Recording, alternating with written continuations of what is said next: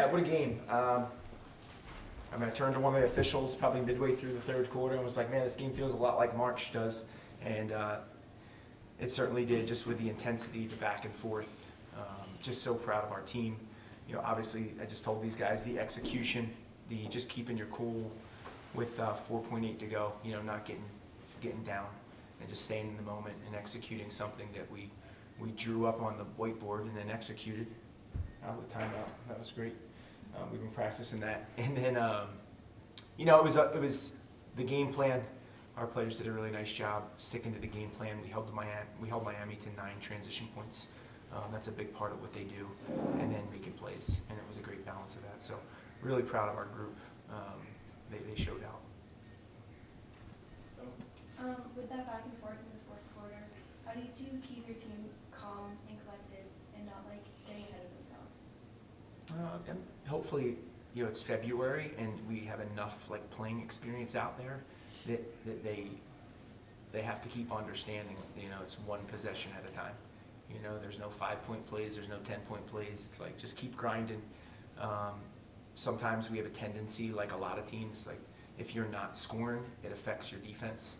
That did not happen today. We kept playing both sides of the ball, and you just keep chipping away. And after 40 minutes, you got to play all 40. We were ahead on the scoreboard, so I was really proud of all that.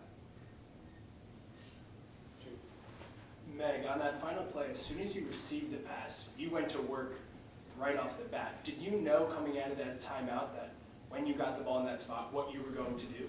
Yes. Yeah. Sorry. No, that's not your question. Coach, how would you kind of compare last weekend's effort against JMU to today? I mean, I really wouldn't, to be honest with you. You know, we needed to have our best today, and we did. And that's what I'm really proud of. And we bounced back from that game. We went on the road against Northern Illinois. Anytime you play a conference road game, it's difficult. We took care of business in a big way, and our eyes are forward, and they were ready for the game. Megan, on that final play, did you anticipate the double team coming, and is that why you went as quick as you did? I just knew what I was supposed to do in the time left. Yeah. How much went into this weekend's game about knowing that Miami was undefeated in conference play, they were the #1 team? How much stake did you put into that, and how much was relayed to the team? Honestly, zero about that. You know, but I know our team knows where Miami sits in the stands and where we sit in the standings. And it was just about the game plan. It was about taking away some of the strengths, doing things a little bit better than we did the first time around. I don't think I mentioned the record one time. But I do want us to just take so much confidence from this game and to know everything that we want for our team is ahead of us. And we just have to be willing to work for it. On their first meetup, you know, what for them was the 3-point. So what did you change to slow that down today? Transition defense, we've worked on it, but we've been working on it for the last 2 weeks. And it was really, we did a really nice job against Northern Illinois. You know, we just got to keep being sharper. We wanted to limit their transition threes, which we did. And then, you know, we had zone in our back pocket if we needed it. We gave up some easy catch and shoots out of it the first time around. So we kind of cleaned some things up there, but never felt the need to go to the zone. Again, I thought we were just working really hard in the man. And it was, again, big time credit to our team.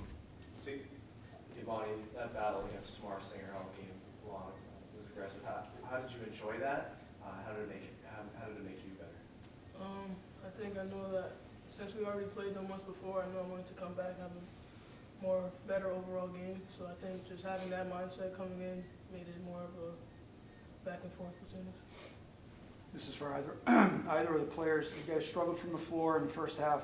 A lot of turnovers on both sides, a lot of missed shots on both sides. What's the conversation like at halftime going into the second half? It seemed like the game kind of opened up a little bit better. Shots started falling, less turnovers.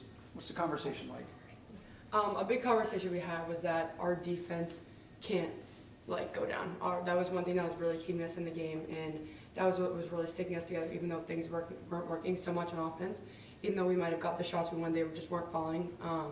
We talked about at half as a group that if we stick together on defense, it's going to come together. They're going to fall, and we're going to get the momentum that we wanted. One more. Coach, I was just curious, Shanae had such a great game today. Really felt like she was taking more time, under the basket. I'm just curious what you thought of her game today and her teammates as well, helping her. Yeah, I mean, she was 7 for 8 from the field. They were playing her one-on-one. They were really digging hard on Meg and doubling on Meg and playing Chi one-on-one, kind of like what we were doing to their post players. And Yeah. she did a great job, made some big ones, and then even, we ran something for Meg, and she just wasn't being guarded, cut from the corner. Allie found her, and she makes a tough shot there late. So I would say if you look at the last 8 to 10 games, I thought she has been looking to score a little more. I bet 5 or 6 of them she's had double figures, and we need that from her. It makes us more dangerous. So she knows that. She showed up in a big way today, and my hope is like we just keep building on this and feel really good about it.